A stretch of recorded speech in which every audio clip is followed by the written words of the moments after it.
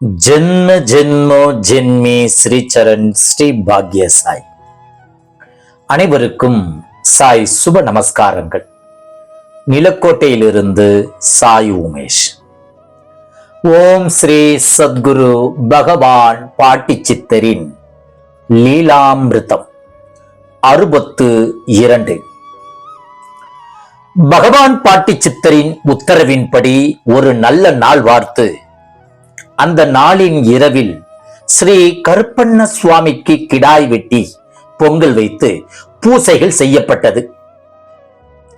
திரு சிவசேனாதிபதி அவர்களின் தந்தையார் அவர்கள் சுவாமிக்கு முன்னின்று பூசைகள் செய்தார். பூசை நடக்க ஆரம்பித்தது முதல் இவரது நடவடிக்கையில் சிற்சில மாற்றங்கள் ஏற்பட்டது. முழுக்க முழுக்க இவரது தந்தையாரின் நடவடிக்கைகளில் மாற்றம் ஏற்பட்டு நம் பகவான் பாட்டி சித்தர் கை அசைப்பது போல இவரது தந்தையும் கையை அசைத்து அசைத்து நம் பாட்டியின் உடல் மொழி போல் நடந்து கொண்டார். இதில் ஆச்சரியம் என்னவென்றால், திரு சிவசேனாதிபதி அவர்களின் தந்தை ஒரு நாள் கூட பாட்டியை நேரில் தரிசனம் செய்ததே இல்லை, பார்த்ததே இல்லை. அவர் அவருடைய கட்டுப்பாட்டிலே இல்லை. அந்த சூழ்நிலையில் அவருடைய அத்துணை செயல்களும் பாட்டியை போலவே இருந்தது.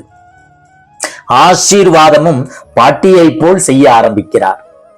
துண்டு புகையிலை மெல்லும் பழக்கம் இல்லாதவர் பாட்டியை போல் துண்டு புகையிலையை மென்றார். இவரது ஊரில் இருந்து பாட்டியை நேரில் சென்று வழிபட்டவர்கள் சிலரும் ஸ்ரீ கருப்பண்ண சுவாமி பூஜைக்கு வந்திருந்தனர். இவரது நண்பர்களும் கலந்து கொண்டனர். வந்திருந்த அத்துணை பேரும் இவரது தந்தையின் உடம்பிற்குள் நம் பகவான் பாட்டி சித்தர் இறங்கிவிட்டார்கள் என வியப்புடன் கூறினார்கள்.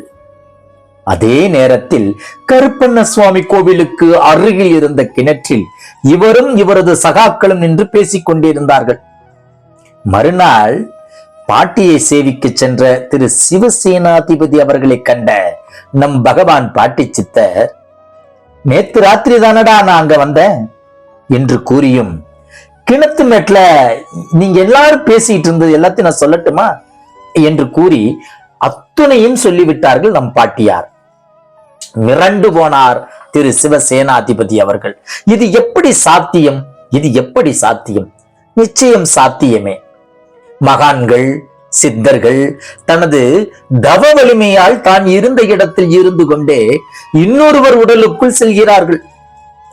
சென்று செய்ய வேண்டியதை செய்கிறார்கள்.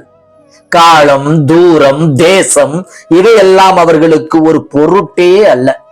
வழிபாடும் அப்படித்தான். நாம் இருக்கும் இடத்தில் இருந்து கொண்டே பாட்டி இருக்கும் திசையை நோக்கி பிரார்த்தனை செய்திடின் பலன் அமோகமாக நமக்கு கிடைக்கும். நமது வீட்டில் நம் பகவான் பாட்டி சித்தரின் புகைப்படத்தை வைத்து ஒரு அகல் விளக்கு ஏற்றி பாட்டியிடம் மனதார பிரார்த்தித்தால் போதும். கேட்கும் அத்துணை வரங்களையும் அள்ளி கொடுப்பாள் அந்த அன்னபூரணை. பாட்டியின் சமாதி கோவிலுக்கு சென்று அமைதியாக எளிமையாக நின்று வழிபட்டால் 1000 மடங்கு பலன் நமக்கு வரமாய் கிடைக்கும். நமக்கு இதற்கெல்லாம் தேவை 2 விஷயங்கள் தான். ஒன்று நம்பிக்கை, இன்னொன்று பொறுமை. ஜெய் குரு பாட்டி, ஜெய் குரு பாட்டி. நற்பவி பாட்டி.